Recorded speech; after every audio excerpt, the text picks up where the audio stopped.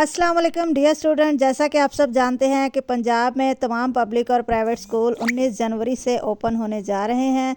इस सिलसिले में पंजाब में सर्दी और धुंध की शिद्दत को देखते हुए गवर्नमेंट की तरफ से टाइम टेबल जो है पंजाब के स्कूलों का वो चेंज कर दिया गया है। नई जो स्कूल टाइमिंग है वो 19 जनवरी 2026 से लेकर 15 अप्रैल तक जो है ये नया टाइम फॉलो किया जाएगा।